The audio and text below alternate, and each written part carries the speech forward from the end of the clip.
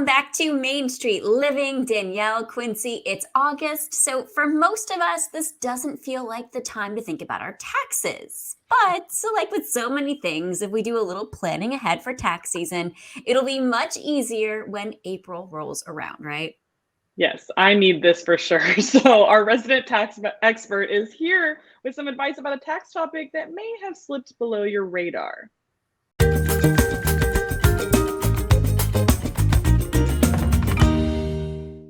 Let's welcome in tax attorney Adam Brewer. Adam, thank you as always for making the time for us here on Main Street Living. Yeah, thanks for having me. Happy to be back.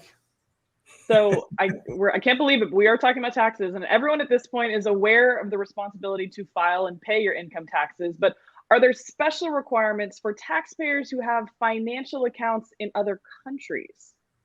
Yeah, exactly. So I'm here to ruin the last bit of summer for some people, but what we want to talk about today is foreign financial accounts. So any U.S. taxpayers owning a foreign financial account, think bank account or retirement account overseas, they do have requirements to disclose the existence of that account to the IRS.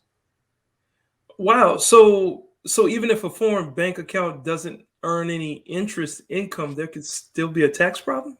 Yeah, exactly. So if your bank account's like mine, I get, zero interest on it. But in this case, it kind of deviates from the historical model of a tax return. So historically, it's just about, reporting income. And now the IRS is saying, even if there's no income to report, if you meet certain requirements, we want to know that that account exists.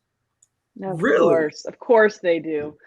So if a taxpayer isn't sure what was filed, what should they look for in their return? Okay, so on these, we really look for like 3 touch points with the tax return. So Schedule B, that's where, you report your interest income and dividend income, most commonly from a bank. So if you have foreign interest income or foreign dividend income, still going to go on Schedule B.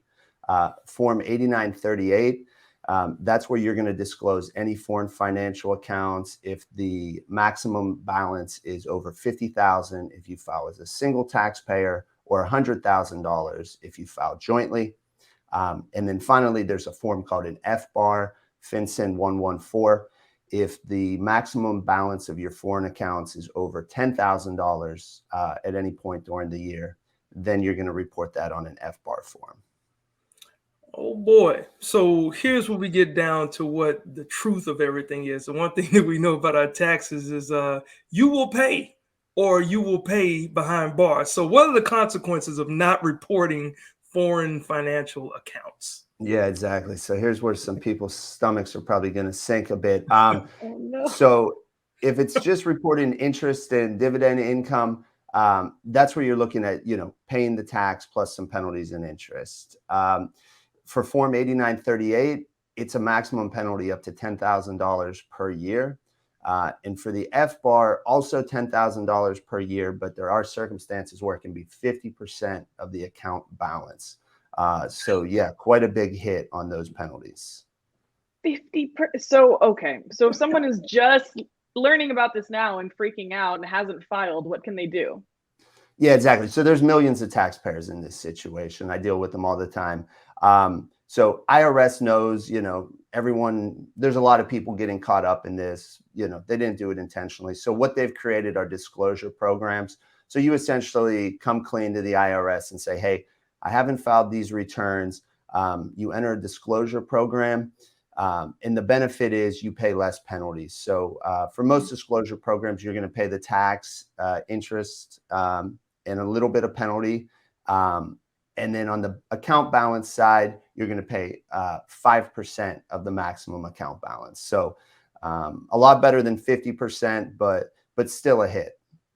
It's kind of like a child to a parent, right? Because if your parents say, if you just tell me the truth without me asking, Be in less trouble. You'll be in trouble, Yeah. but you'll be in less trouble. Yeah, that's exactly what this is. It's the IRS saying, just tell me what you did. If we have to find out for ourselves, 50% penalty. If you just come clean now and make my job a little easier, I'll take it easy on you. Oh my gosh. So is there anything else taxpayers should know? Yeah, so this is really kind of a lousy one. So even if you don't own the account, let's say you just have signatory authority on the account. So that would come up like, let's say a taxpayer has a parent that lives overseas and they say, hey, in case anything ever happens to me, I want you to be able to access my bank account. That happens from time to time.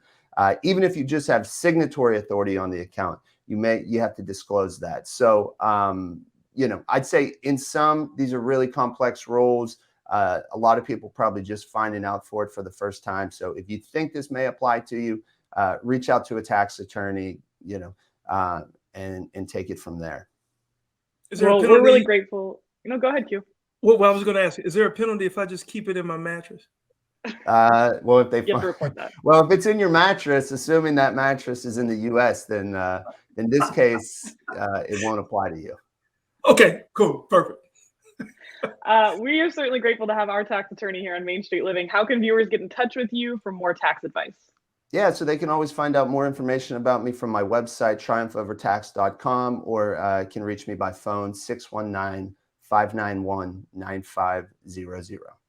Every Awesome. season can be tax season. Let's do it. There you go. I'm about to load up my mattress. All right, well, thank you so much for stopping by, my man. All right, thank you. All right. Well, Danielle, straight ahead, we got more of Main Street Living, and if I don't come back, I'm checking my mattress. Okay.